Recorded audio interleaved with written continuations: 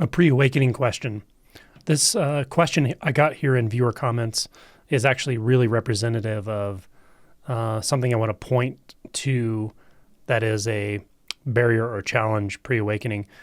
And it's actually not a barrier or challenge, but it seems to be, and the seemingness of the barrier is kind of the whole point of this video. But let me kind of unpack this. First, I'll read the question. This question says, I'm on pre-awakening.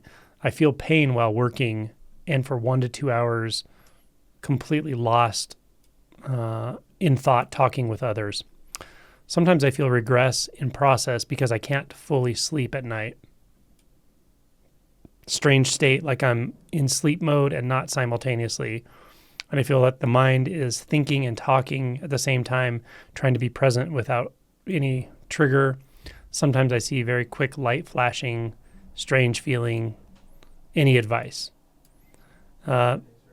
So the advice here is pretty simple.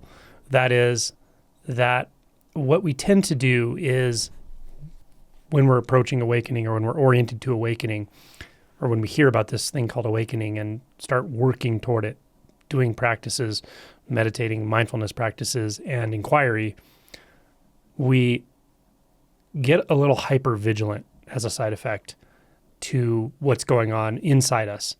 So this means that we tend to, in a sense, be overly critical. We tend to notice when our thoughts are catching us.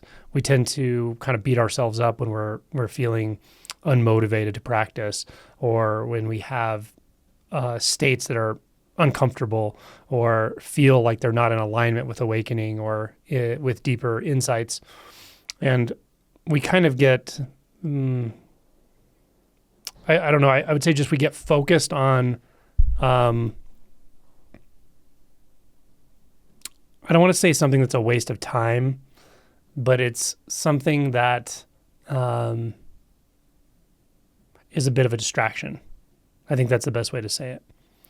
And if we look at that and just ask ourselves, am I just using these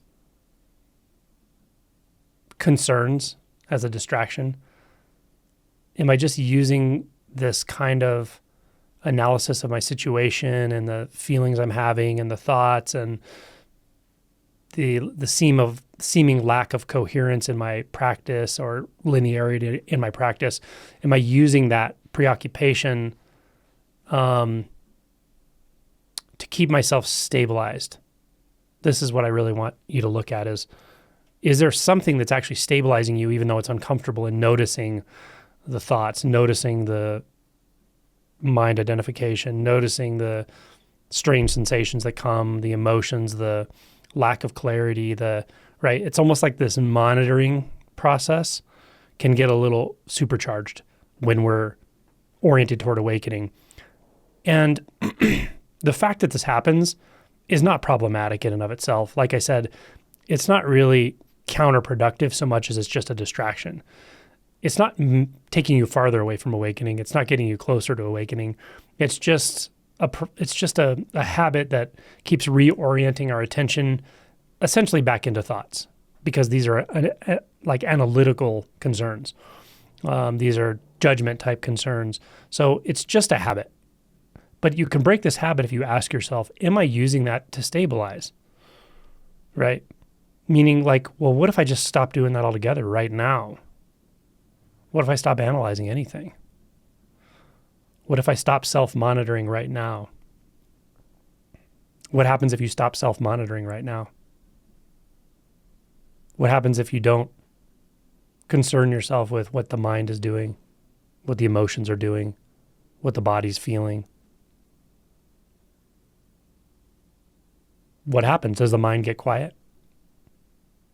Do you tune into something that is more real than actually any of those thoughts and concerns and judgments? Because it doesn't come and go. Thoughts and judgments come and go. Mind states come and go. Emotion states come and go. But when you stop monitoring and you stop trying to grasp your own process, then you might see, feel, perceive directly something that just doesn't come and go. What is it that doesn't come and go? What is it that doesn't need to be monitored because it's just that obvious? In fact, what has been right in front of your face the whole time that you're looking through to use the monitoring thoughts? This is why I was saying earlier that it's not really a counterproductive thing, because you're never really looking away from your true nature. You're looking through it. You're looking as it. The looking is it. Yeah. So this is one of those talks that sounds maybe paradoxical, that's essentially saying, like, it's already here. What you wake up to is already the case. You're not going to get anything special, different, or new. You're not going to get anything from me. You're not going to find something. You're not going to discover anything. All of those possibilities are movements of mind. They're just thoughts. And yet, there's something very real here. Very true.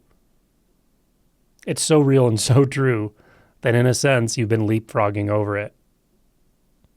You've been beating yourself up. You've been wasting your energy trying to find something that's already here. It's crazy that we do this, but we do it. Now, we don't necessarily start by doing it spiritually. We start by doing it through surrogates, right? Trying to get more clout, money, cars, partners, respect, love. We believe that's going to get us there, and we don't even look at where there is. Well, when we start to feel into what awakening points to, we do realize there's a there, and it's here. We taste it directly. Something more real than real is perceived. And it's not from outside, it's from inside. You know it. It's this, right? And that feels so fresh, so clear, so real. And now you kind of, what the mind does, I don't want to say you do this, it's just a side effect, but the mind does, it turns all that seeking of surrogates into seeking of, very strangely, what's already here, right? Seeking awakening. But that's okay. It's a better kind of seeking, in my opinion. It's a higher quality seeking, as long as you don't turn it into thoughts, beliefs, and hypnotize yourself with where you think it's going to get you. The reason it's a higher quality seeking is because you're not seeking a fixed result, right? If you're inquiring properly, it's an open-ended inquiry.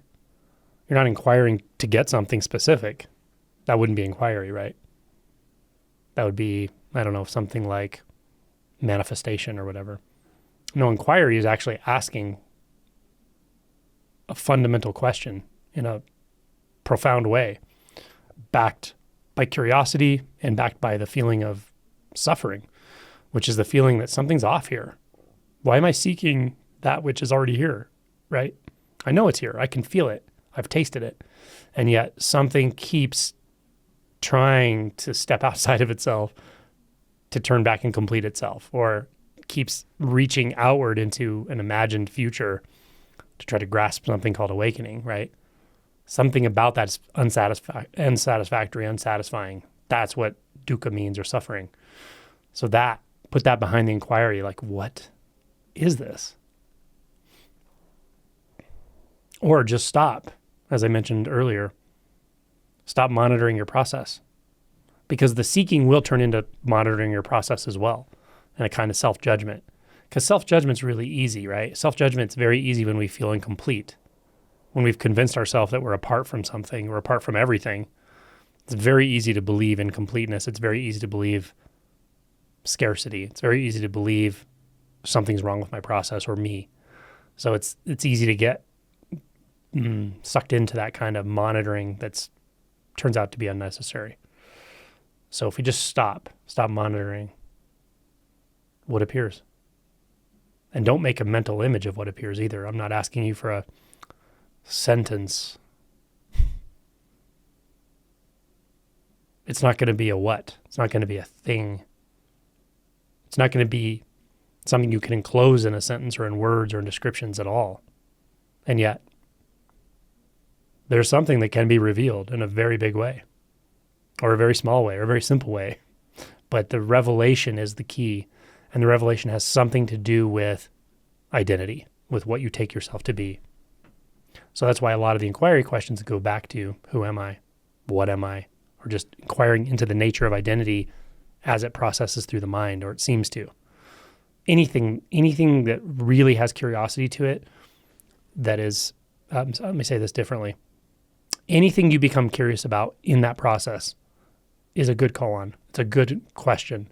I get a lot of questions that are like, oh, I look at this, but I'm confused. So what about this? What if I ask this question? I've been asking it. Is that okay?